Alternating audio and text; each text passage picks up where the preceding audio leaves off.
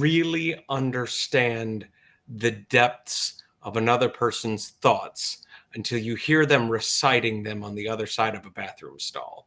And that was the first time that I went to a Wally's roadside gas station.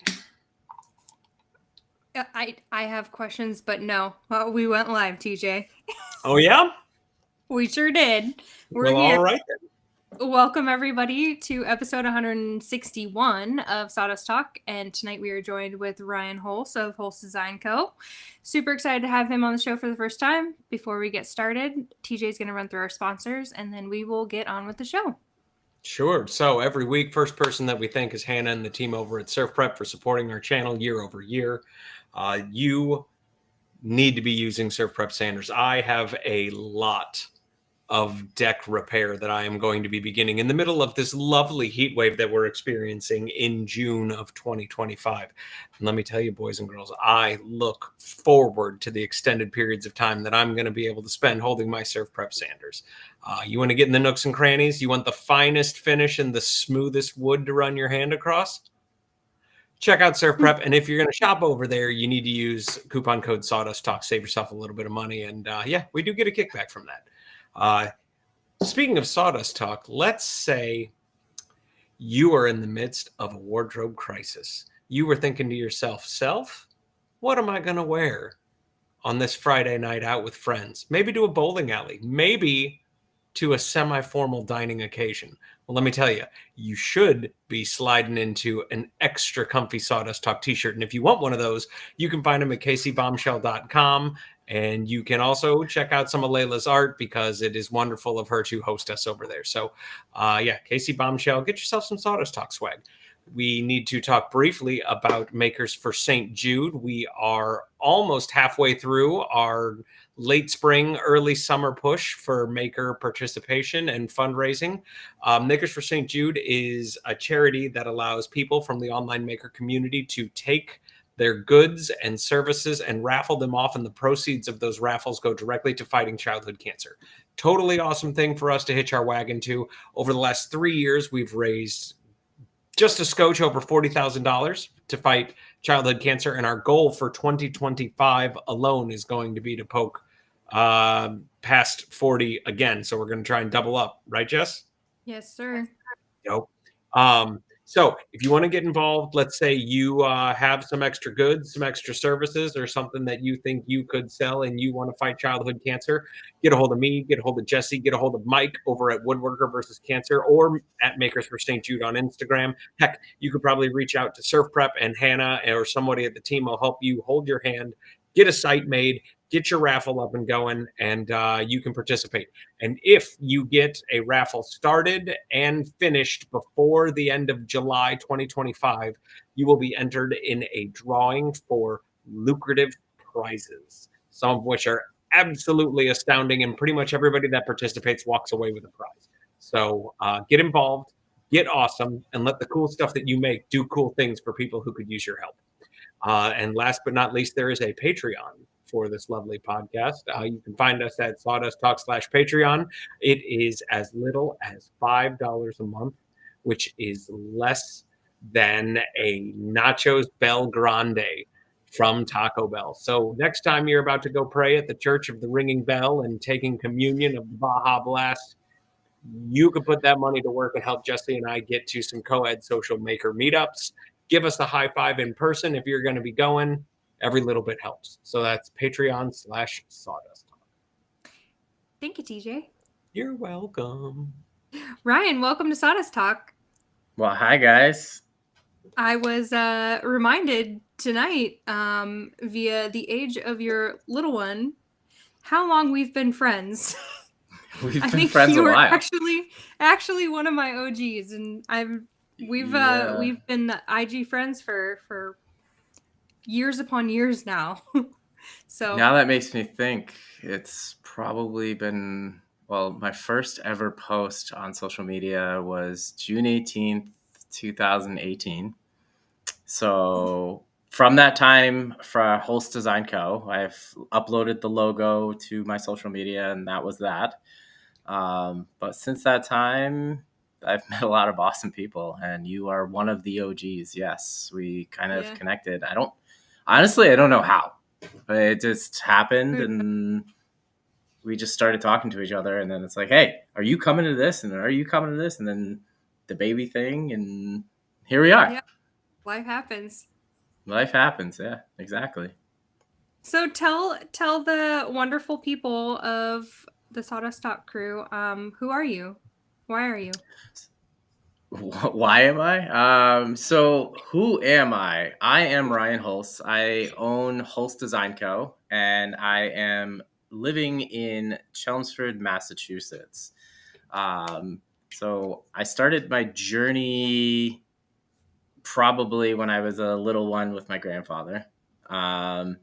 And he was a carpenter as well. And when growing up, my dad was working on cars and he just DIY'd everything, and just everyone's working with their hands. My mom, she was crafty. My grandmother was crafty. So it just everyone was like working with their hands.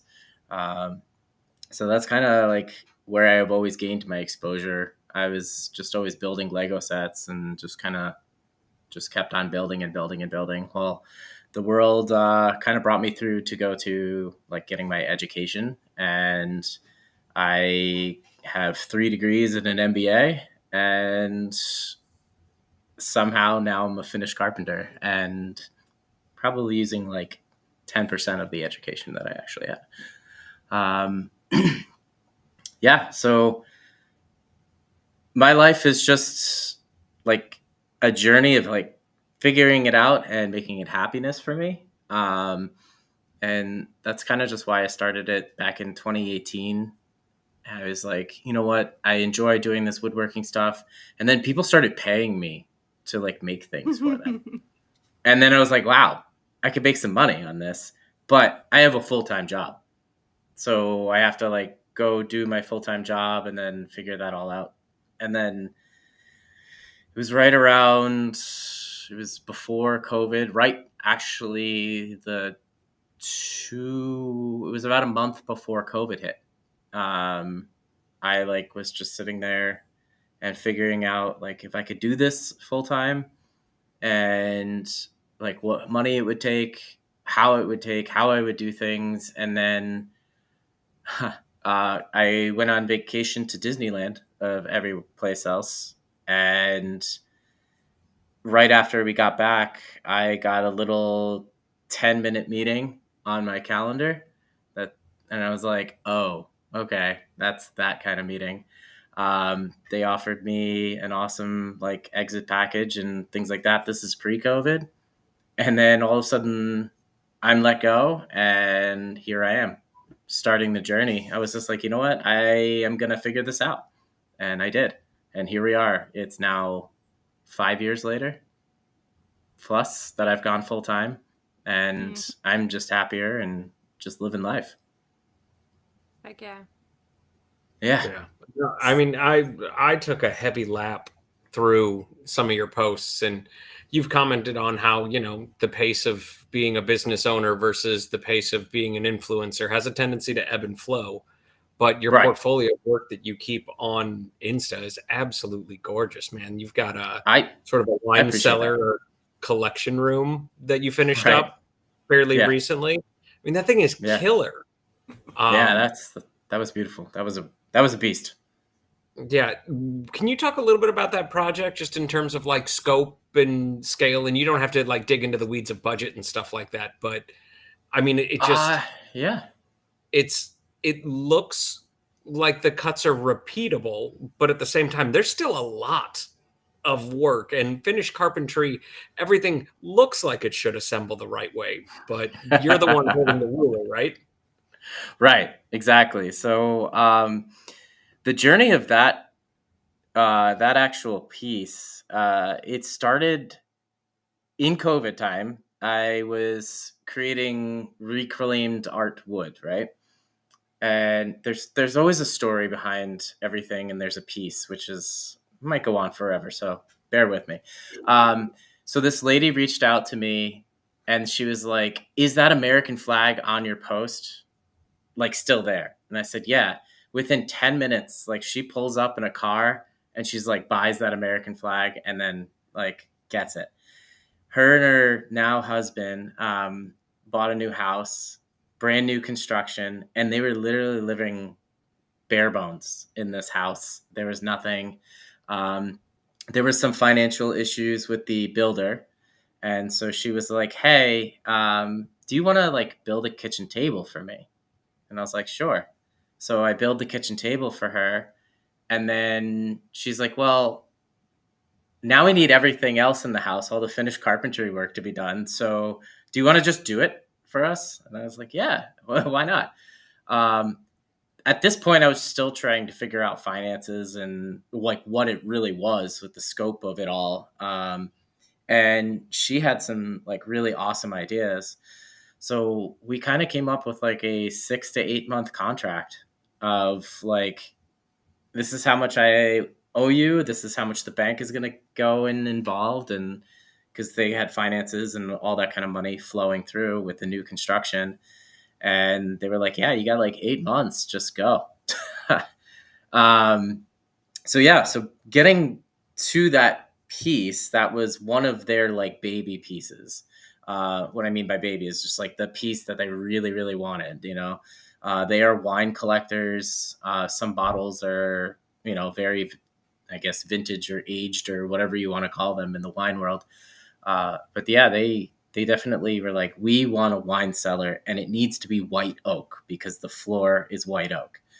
And I was like, oh God, you do realize how much this is going to cost, right? And she was like, yeah, we'll figure it out.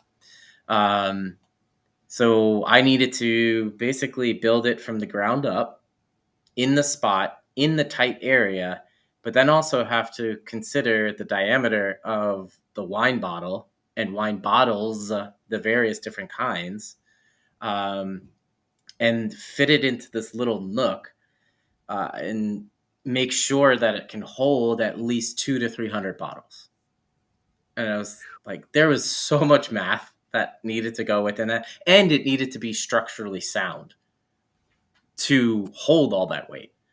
Yeah. And also they had a granite slab or granite marble slab from an existing part of the house that they wanted to put in there. So it had to hold the weight of that too.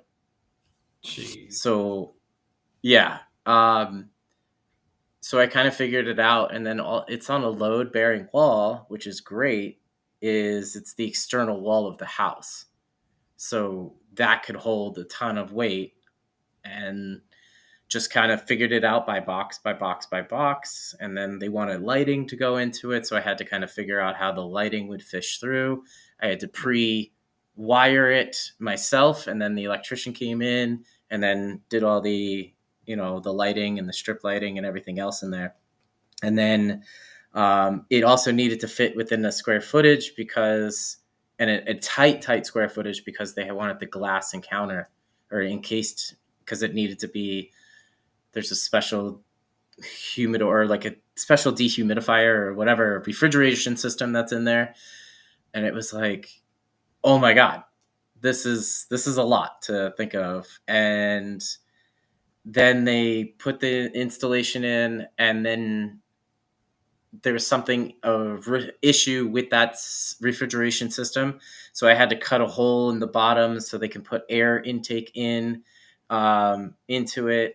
And then also have it so it had an empty area in the back so they can get up high or down low. So I used the CNC machine, and I created a custom grate on the floor so we can pull the air intake in. It was just a lot, but it can hold we kind of figured it out, about 300 bottles, just close to it. With the little X patterns at the bottom are just like their like everyday wines that they wanted. But like the nicer, fancier stuff goes there. And then all the offcuts, I don't know if you got to see into the back of it, but I made this herringbone style of the extra cutoffs. So it has like a nice little backdrop, and then it's just this gorgeous little thing that's inside of it. So it was a lot of cuts. That one probably, I would say, would be about a month and a half of like work Dang. from I think actually getting the wood to putting it in. There was a lot of planning that happened prior to it.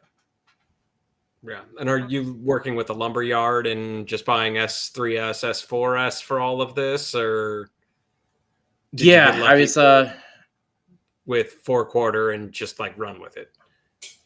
so there were certain pieces that I needed the 4/4, but then I there's an awesome local lumber yard that's near me. Also, Highland Hardwoods, they're awesome. I've pulled from them a bunch of times, and they're just great there. So, highly recommend if you are in the New England area. There's my little shameless plug to them. Yeah, no, we are But friends with Highland Hardwoods. We love those guys. oh yeah, they are amazing. They're helping me with a bunch of other projects right now. So I mean, not like they are just great. Yeah. So the types of wood, I called them up and I said, "How much white oak do you have?" And they're like, "We have a good amount. Like, what do you need?" I was like, "I don't know. I'm just gonna keep figuring this out at this time because."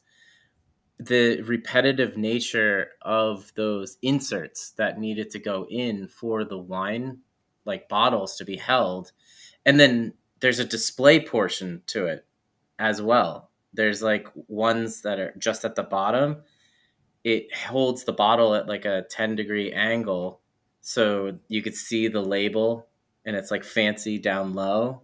So those are their really like high end bottles, but it also needs to be at a 10 degrees so the cork is still touching the liquid at that. Oh, it's just so many like weird things that I had to figure out about the wine world that I'm not a part of. So yeah, that was that project. But Is then this like in that, is this going back to your education? What was your education in? Like what did you get?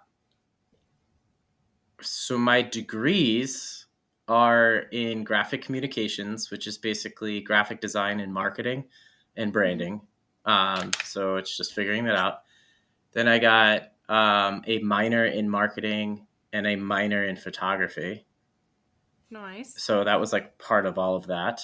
And then the school offered me to come back and work for them to help rebrand the university. Because during my time at where I went to is Franklin Pierce University.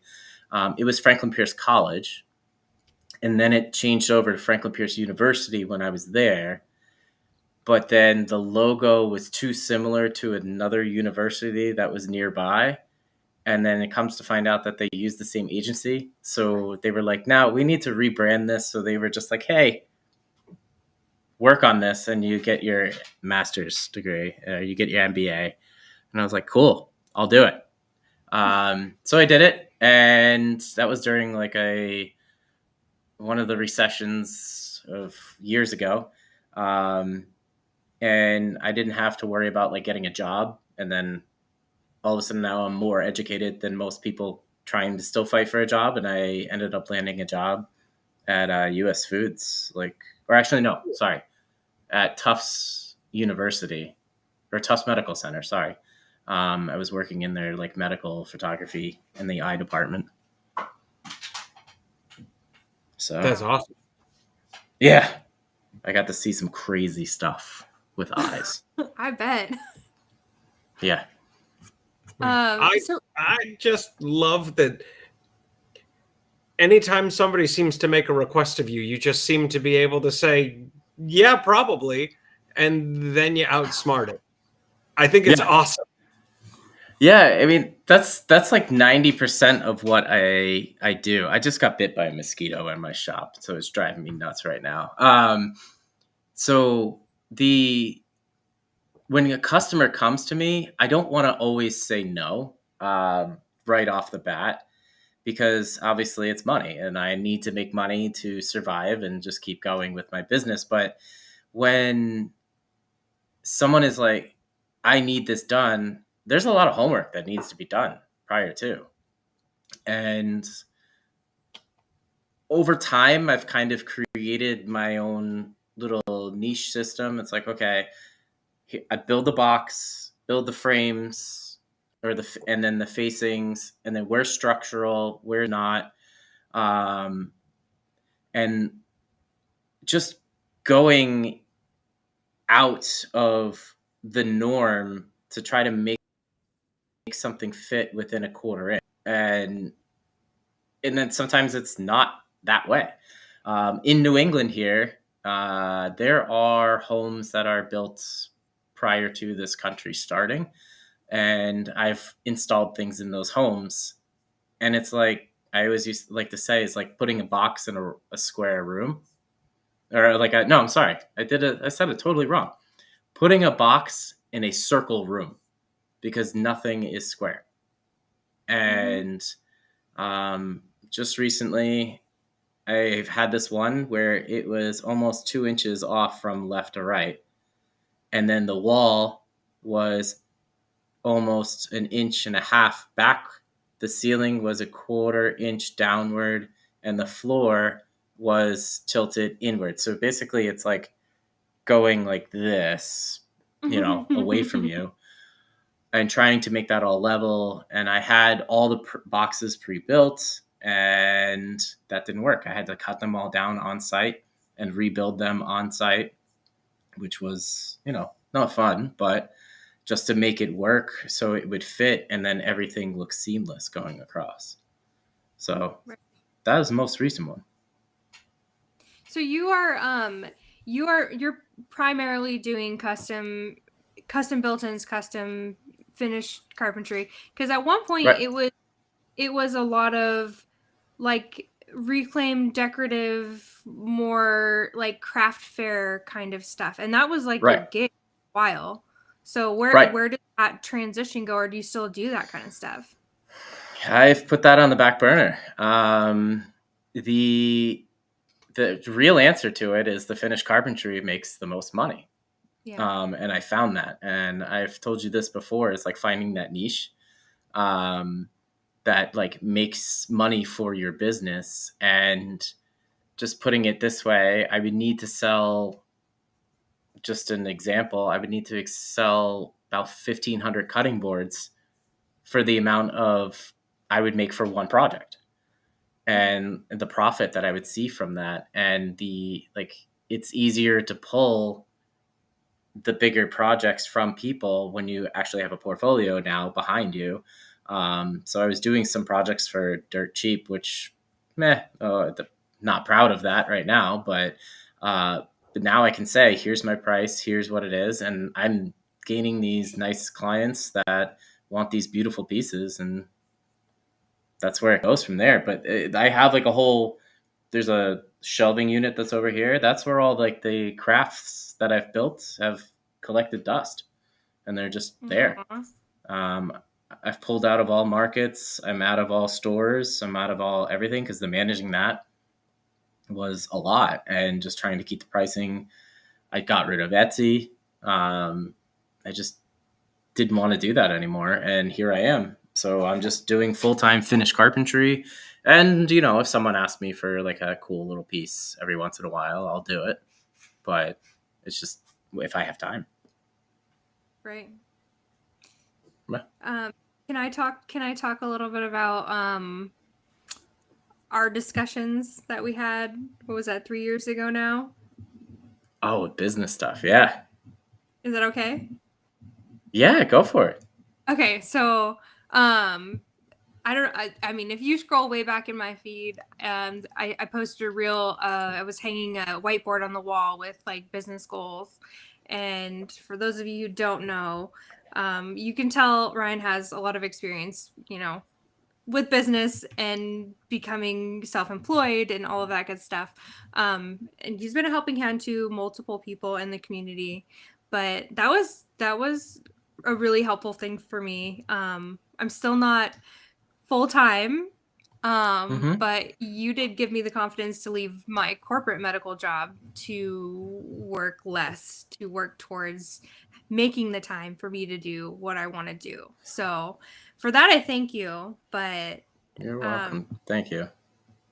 Are you still trying to do help like that kind of stuff, Yeah. or? So I was, right? But the advancements of AI have kind of taken that to, like, you can just ask it, how do I run my business? How do I go full time? And here's my finances, and it'll do it for you. So it kind of beat me to the punch. So why, like, I was going to make a full business class. I was starting to, I had it all written out. I was like creating decks, and I was just going to go to like Workbench Con and present all of this kind of stuff and help people with their findings. I could still do that. So it's still an Mhm. option if people are like, I can go through and talk with people if they are interested in going full times. But yeah, like I said, is AI just kind of took that and swept the rug right out from under me on that one, because I started to ask the same questions as I would, and it's like it was spitting out the same things that I was telling people to do. So that's the unfortunate part to it. But I am very grateful that it did help you the years ago when you were going through, like, I need to make these changes. And it's like, I'm Mhm. so grateful for that, that it did help you. And there are a few others that I like have gone full time. I won't mention her name, but she just recently had a 3-year anniversary of going full time being a creator and maker. So yeah, she's, but she like said thank you, like on it up to the anniversary that she just had. So it was just like, all right, that's awesome. Yeah, So she's if I can killing it. help some people, if I could help some people, that's great. You know, I wish I can help more, but again, it's just the business side is like AI can just do a lot of things. So. Tell everyone what your AI's name is. So I've been going back and forth with Chat GPT, and then eventually I was like, I'm tired of calling you Hey Chat. I was like, what do you want me to call you? And it responded, just call me Chip. It's because it's like a woodworking thing. So just call me Chip, like wood. It's like, oh, that's cute. So it's now Chip. Chip is my personal assistant at Hulse Design Co., along with the cats, the dog, the family, everyone else. Um, but I'm still kind of the front runner here. Yeah. But yeah. So if you could take a fresh commission that wasn't finished carpentry, and maybe it is, it could fall into the answer to this question, but let's say Okay. somebody was going to approach you with a project that you would drop nearly everything that you were working on to start up because you'd be so excited to work on it. What would you envision that would be in your mind? Oh gosh. I would say it would be for a celebrity or someone. It, like, to be honest, because at that point, then it's the public eye sees it, and hopefully that celebrity is like pushing social media, um, and I'm recognized in that way. I would drop a lot to work with that client, but if it's a certain type of piece, I would say it'd be, I'm starting to get in like the libraries and wineries or wine displays. So if it's like another library that's for a higher end client, yeah, I would kind of just stop everything and go. That library where you stash the radon tube inside of that little skinny cabinet, Oh yeah, yeah. dude, that's like that was Thank really you. smooth. Um, I like the way that that project finished up. Also, is that also hardwood, or were you able to use engineered wood for it as well? No, it's just all. It was all maple for that one. Painted. They wanted it structurally strong because their kids probably would be climbing all over it. It is in a kids' playroom, and they had this ugly radon tube that's just coming up in their basement. They just got that house a couple of years, or like a couple months ago, or about a year now. And they've had that tube in there, and they're just like, it's now a safety hazard, and the kids are getting older. And so it's just like, let's just figure this out. But the wall was kind of like indented and then came out, but on bottom, because there's a foundation stone underneath it that was boxed in. So I was like, let's get a charging station for all the kids' devices, put it behind like a little 6-inch, and then kind of make it all so it like lines up nicely. But that they love it. It's all filled with the children's books now, and it's just got that radon tube in a hidden closet that has back clips onto it, so you really have to like pull it but there's no handle. Okay. So if they need to service it in any way, and there's a vent in there so it doesn't get pressurized in the cabinet too much, like if there is any issues. But yeah, there's like a 6-inch hole for venting in there. But yeah, that's like going back to what you said, the you have to think about, like you really have to sit there and think of the math. And even though that's just a simple little project, it was the math to make sure that there's enough room for a cabinet, but then also there's also deep enough to allow for the pipe to properly do what it needs to do. And I had to look up code, make sure it was okay in Massachusetts. And it was like, it needs to be ventilated and can't have like less than X amount of space in there for service. So there we are. So you have to like start there and then work your way up.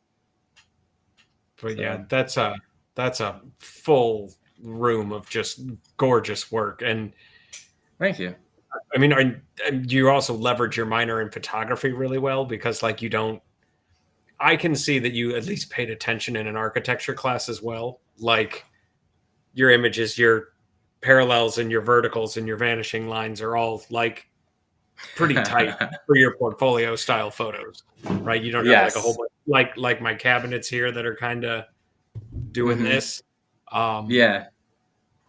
It's a really, really good book that you have stashed online, man. And I'm hoping that it's Thank you. directly contributing to you getting more work as well.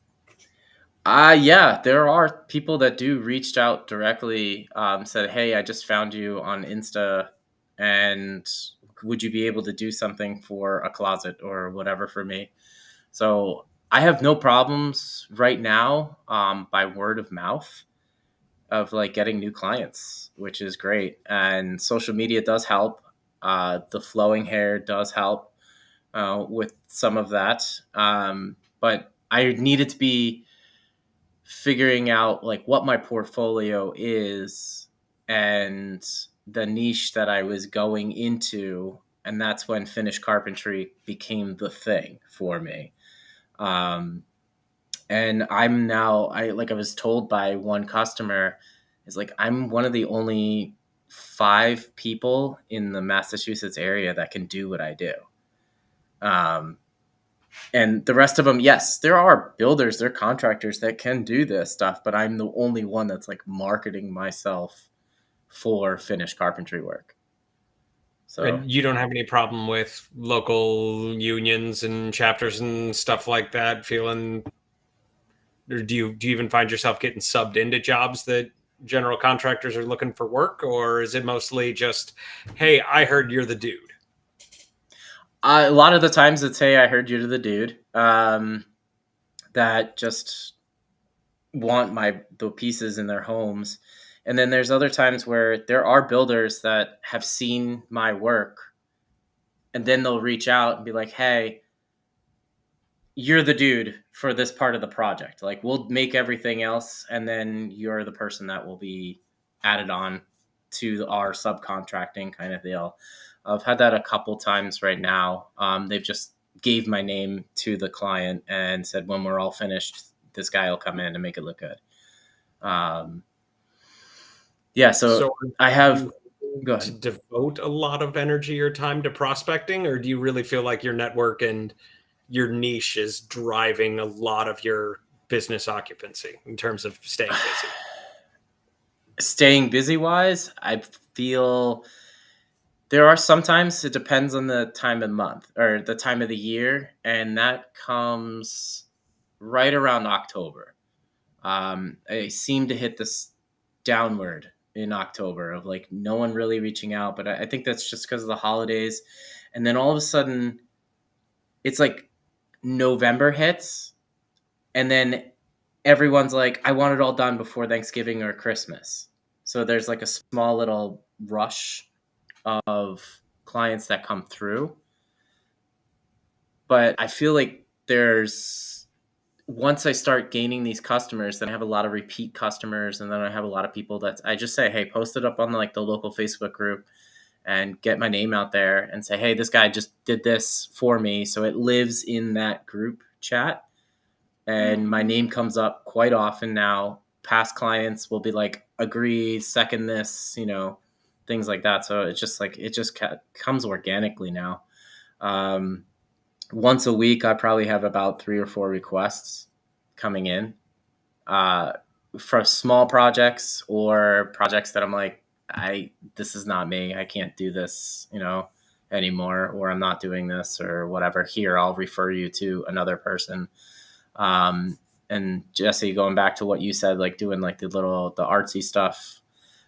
Someone did recently reach out to me about like, hey, creating like a custom piece. And I said, no, I can't do this. I don't have time for this. Here's another maker out there that I trust and I love, and let them take it for you. And then, so like, that's also being connected in the maker world too. So I can be like, hey, here's this person, go, you know? Mm-hmm. So I hate pushing it away, but that's what I got to do, you know, unfortunately. Yeah, for sure. I have two questions for you. They're not long ones. Number one, are you ever AirPod? I dropped that. Yeah, it tangled up in my hair. I'm getting to that. Okay. First question. Is the Lumba merch ever coming back? Should we get the Lumba merch back? I think we should. Yeah, I think we should. I feel like your demographic has changed, and it's going to be a whole new audience of people. But I was trying to find it actually just a minute ago. I can find a sweatshirt anywhere, and I love that sweatshirt so much. Oh, you have the Lumba sweatshirt? Yeah, I know you have it. Yeah, it's in there. All right, I need like, what's the new trend? I need like 100,000 likes or new followers, and you know, Tom Smilo, or whatever his name is, from This Old House, to like comment and buy one. Sila, yeah. Okay, so if we get Tom or Kate to comment on this video and ask you for a link, the Lumba sweatshirts are coming back. Yes. Yeah, let's do it. Yeah, let's do it. If you know them personally, let's go. I want to find it. I feel like my daughter probably stole it from me. She does that. That's okay. She can wear it proudly. Yeah. This Old House actually just did a flip in a town next to me. Really? And they're all there filming and everything. They're Massachusetts based anyway. But yeah, it was just like all over the news that it's like on This Old House. It's a gorgeous house. I was like, why didn't I get an invite? You know, I wanted to build it. Because I would have just gone on the show and just been like, yo, this is what it is. This is how it's going to look. Need some lumber. See, I got the lumber crew, you know? Yes. I got these. Nice. So these are my work shorts that I use. I just have them on site. A friend of mine, she does the screen printing and everything else. And she's another one that I helped try to motivate and go full time, which was great. And she did. She left everything, and she owns like this little craft kind of boutique in town. Yeah. And where like little kids can go in and like craft all day. Adults can go in. You could just like go in and do what you want, and she's just got it all for you. That's so cool. It's kind of cool. But yeah, the Lumba gear, I will get it back, but I need like 10,000 new followers or something like that. I just need to get over 10K. I've been trying to do it since 2018. It's driving me nuts. I just want the K. You know, I'll be happy with that. You mentioned earlier about doing a little bit of work on the CNC. You've talked in your stories about the importance of letting AI do a little bit of heavy lifting for you, or a lot of Yep. lifting for you. Can you talk a Mhm. little bit about your relationship with the CNC machine when it comes to finished carpentry and letting a robot do some work? Right. So what there are some pieces of that, even though a gentle hand, you can't get like correctly. And thankfully, I have a graphic design background, so I was able to kind of design something that, for example, a vent, the toe kick vents that are for the kitchen cabinets. Um, it's a little upcharge for the customer, but instead of having the ugly vent in there, I just use the 1/4 inch ply that would be used to cover the toe kick, and I figured out the length or whatever, and then I put it in the machine in there, and I have a little design file that just cuts a vent, and then I just copy and paste or make it bigger or smaller, however it needs to, and then I use it that way. I mainly use it just for vents in the finished carpentry kind of world. So customized to make it part of the wood. You never can find white oak, vents. Just making that as an example. White oak vents or something to cover, but a lot of cabinets are over HVAC, and so that's just like figured that I have like files on files of making custom vents. I've talked to people and said like, hey, do you want to be fun shapes or like letters or something like that, and they or like a star or and they want it, and it's just that's the fun little part that I can add into it. Yeah, I could cut it by hand, but it won't be as perfect or nice. And then that takes like 10 minutes for it to cut, as opposed to me taking an hour or so to do what I need to do. But yeah, so using the CNC technology, I have been relying on AI, and it's just mainly for organizational. I use a program called Motion, which basically set it up where I get a new client that comes in, and I say like, all right, so this is a new client. I add them in as a project, and it says, hey, have you contacted them? Have you gone for a quote? Have you talked to them? Like, and I have it set up in the normal process, but then it will tell me like when that person comes in, like based off of how large that job is. If I say it's a large job or like a 4-day job or something like that, a 5-day, it looks at my calendar and says, you can't touch that in the full install until 6 weeks from now. So it helps me with like scheduling and being okay. Yeah, it's still finicky, because there's stuff that happens obviously in construction and builds and whatever. Like a 4-day project can turn into a 6-day project or an 8-day project easily. So it has a hard time figuring that out for me just yet. But if it does figure out how to do finished carpentry work, then I'm through. And that's it. We're all done at that point if it starts figuring this out. But yeah, I use technology a lot, and then now I've started because the mundane of like typing out emails in response to text messages or whatever. I've just been like, here's some canned responses that I need, and then I'll fill in the blank on if any of my customers are listening. Yes, I did direct it, but it's just easier for me, because I would spend hours just trying to reply to communications. Google has a lot of their AI platforms that summarize emails for you, and then it's like suggested replies. I go through and then I reread it. But yeah, just using tech to my advantage, so I can focus on actually building. And that's the part that I need to do, as opposed to spending hours on my phone or trying to figure out like what I need to do to make my business run properly. Yeah. Okay, so sorry, this has been like a threefold question, but because of your integration of tech and computers, it's making me think we had Patrick Jensel on the show not too long ago. Yeah. And he's been doing a lot of playing with 3D scanners. Yes. And I got to thinking that, like, if you were putting your perfectly square box into a round room, but Mhm. you could take a 3D scan of the elevation changes and the way that the floors and the walls are interacting with one another, do you think that could streamline your work, or do you think it would just be another step that you have the talent to overcome? I mean, you kind of put a new little thing in my brain right now to think of this. Would it be easier if I was in the quoting process to go in and like, hey, let me just stick a level on your wall? I don't do that. So you're right. There could be technology, which I'm sure there is, to say, hey, this is not level. This is not square.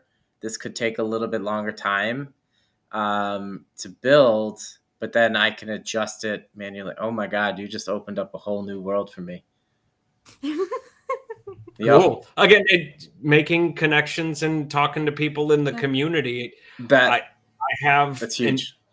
I have an ear for the struggles of Finnish carpentry, and it just seems like Why not I do don't it? know. Talk to Patrick about it. He might be able to get you in touch with the right people at the right time. He's a squirrely dude, but All we right. love him. So, All right, Patrick, if you're listening, come on. Let's anyway, go. sorry for Let's figure this bogarting the out. conversation, Jesse. I am fascinated with Finnish No, that's carpentry. actually a I really think good it's idea. so cool. It's so nice. I like that. Now it just unraveled everything that I've been working with. I like it. So let's go. What do you have any other questions about like Finnish carpentry? I know you're really like you seem diehard. Let's go. What else you Well, got? I feel like you've really actually covered a lot of it. Is there a pitfall for a listener that might be interested in dipping a toe in? And we can have hashtag Finnish carpentry in our tags for our YouTube video and stuff like that to attract those Right. folks. But is there something that you did that nobody else should, unless you feel that everybody should learn that lesson? Finnish carpentry is just knowing that not every place you go into is square and or level, and when you do build it, even though physically it has to be level, there are some times where you have to have it so it's not level, not square, or off centered. And I think that's where my art background has brought into the play, is that if I were to scribe something at the top, you're really going to see that. But if I scribe it at the bottom, are you really going to see that? Or do I kind of offset both and then you never will see anything? So that's where I think my artistic background and then just looking at it visually, what would drive me absolutely nuts, just looking at any type of finish work in any home or anywhere, is like what would be the points that would like drive me the most nuts. And not everything is going to be perfect. It's just how it is. And also when you're doing finished carpentry work, you are the finished person, so you're the last person to make the thing that the person wants look pretty. So you just know that the customer is going to be very finicky of like what they're asking for.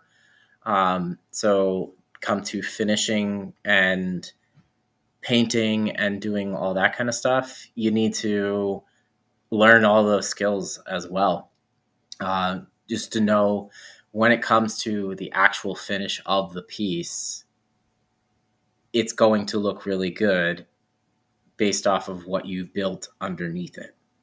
Mhm. So, and like what pieces of wood to use, or what types of like how to pre-prime it to make sure that when the painter comes in to do it, or are you painting it yourself? Learn how to paint. I mean, that's another cool thing because you can instantly see it done when it's all done. And I charge that into my customers because, it's like, hey, I can build this and then I can paint it for you. So I learned how to paint. I learned how to like do that nicely. And it's a pain in the foot for me because right now I have doors that are drying, that I just finished. And I have to convert my shop to like spray or whatever. But it's rewarding because then I can just go right to the customer and just install it and then it's done. And then I can take the pretty pictures and the video right then and there and add it to my portfolio. So if you're looking to get into finished carpentry, know how to finish and know what it takes to get it finished and looking great for the customer. So that's where I would give that as the heads up. That's Okay. awesome. I was kind of laughing there because I'm reminded of a reel I posted about at this old house where the beard came in. He perfectly furred out this piece of drywall for our kitchen ceiling. He was like, it's got to be level. He wanted it to be perfect. And he had it perfectly furred out. It was perfectly level. And I stood back by the door and I was like, take that down right now. Because it looked like it was completely crooked. I was like, no, you cannot rely on level. You can't. It just doesn't work. It sometimes doesn't work. I mean, in my house alone, the house like dips in the middle. Mm-hmm. And so like the renovation works and stuff I've done, I'm like, we have to keep it unlevel because if not, you're really going to see like through it. And it's pretty bad in some points, but that's New England and all homes really. Nothing's going to be level, but you just want to make it look pretty and make sure that it does. Like you said, the beard did all this great and perfect. And then next thing you know is it's got to go. Yeah. So. Okay. My last question. It was my number 2 question, but TJ cut me off with finished carpentry, and that's okay. Cause that was a great talk. Okay. Before TJ does our last lap through sponsors, you have to talk about the hair because you did not have the flowing hair when I met you, sir. Tell people about the flowing hair, what started it, and how long are you let it get? So this is the fullest length. I mean, right now, I took a shower right before this because I was covered in sweat and sawdust. I mean, that could have added to the video, but my hair was just like this. The hair itself started because of COVID. I was going to get my hair cut right before the pandemic started, and then my hair just started to grow out. And then it just got longer and longer and longer and longer. Those who know me from college, my hair was like this in college. I had long flowing hockey hair, lacrosse hair, had the helmet flow coming out of the back of the helmet. So I was the dude during that time frame, and the hair itself, when I started growing it out, it was like figuring out like what product to use or whatever. And then I'm thankful for my wife and for her to just be like, no, you need to use this product or whatever. And then you need to actually go to a salon or like an actual place that can take care of your hair. So I found a place. I actually did their front desk randomly, their reception desk. So that was a connection. There we go. So it's just like the hair itself just became a thing because in one video that I posted a long time ago, I think that was when the hair started, is I had my drill and I was just messing around. I was like taking a video and I was like doing this, but the airflow that came from the drill was like flowing the hair. I was like, oh, this is pretty cool. So at the time, there was some kind of weird transition thing going on. So I just like did it and I was like, and then I put the full blow and I had a fan blowing in my face as well. And so it really like made the hair go crazy. And then ever since then, the hair kind of became part of the brand of Hulse Design Co. So I've kept it. I've tried to grow the beard. It looks weird with it. and I was being like called like Jesus and like Bigfoot, things like that. So, and my look, so I just kind of trimmed it down. But now I'm more of what was his name, Jon Snow, Johnny Depp. I get Jason Momoa every once in a while, but I'm not as like giant as him. I do have the same scar on my eye. We have the same. Wait, is it on this one? I don't know. I do have the same like scar on my eyebrow, and yeah, so the hair just became the thing.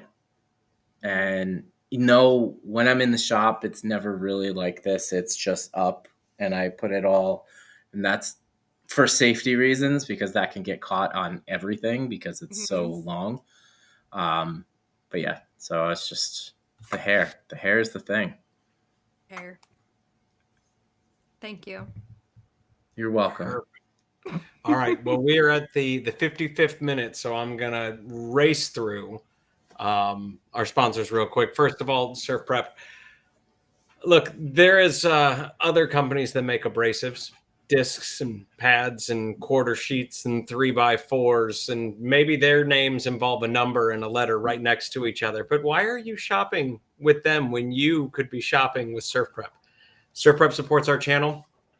You listen to our channel. Let's give some love back to Surf Prep. And if you're shopping over there and you want to save a little bit of money, lucky you being a Sawdust Talk listener, you can use Sawdust Talk as a coupon code on their website and save some scratch. Everybody loves saving money. Makers for St. Jude, get involved, get a raffle up, get awesome. Be a part of it, right? Win prizes if that motivates you also, because we have them. But also be altruistic. The maker community and the people that are watching this show, mobilize. We believe in you. KCBombshell.com is where you would go to buy a luxurious, skin caressing, well printed, extra cozy Sawdust Talk t-shirt. That's where I would go to get my goods. And lastly, there's a Patreon. If you've got $5 spare a month, and frankly, I've done dumber things with $5 in a Starbucks than I care to admit. Stop spending your money at that giant mega corporation and help cool people like Jessie and I make it to maker meetups, and then give us a high five. Awesome, right? So that's Patreon/Sawdust Talk. All right, Ryan, that means that we are at the final question, which for whatever reason, it feels like the lights are maybe dimming around me and everything's getting a little bit more intense than it needs to. But really, we ask every guest on every show for the final question to give a motivational thought or maybe a quote that inspires you, or a reason for our listeners or our viewers to kick open the door to their shop and make a mess, or pick up a tool, or just be as righteous as you are. So maybe tell us what the secret is, or what revs your engine, bud. What I'm going to say is, don't be afraid to make mistakes. You learn from them. You will grow from them. It takes time to succeed, but every step you take is going to be a learning curve, or a learning step, or a learning fall of whatever it takes for you to bring happiness and joy into your life. And if you are doing something you love, you're not working a day in your life. So that's what I would tell everyone out there that is just wanting to just make the jump into doing something they want to do. And there it is. Don't be afraid. Just do it. Ryan Hulse, everybody. I'm still insanely surprised that we have not had you on the show yet, because you're wonderful and you're a dear friend, and we appreciate you so much. Thank you for spending an hour with us. Thank you. Yeah, it's been a fun. Awesome. Totally awesome. Any more finished carpentry questions, send them my way. Oh, I will bug you via discreet message, I promise. But I'll think about the whole, Lumba stuff to put that back up there. We'll get Tom and Kate involved, and we'll get Lumba gear. There we go. Perfect. All right, boys and girls, that means that the show has reached its logical end. We appreciate you all for sticking around, and we will see you next week. Same bat time, same bat channel. All right. Thank you, guys.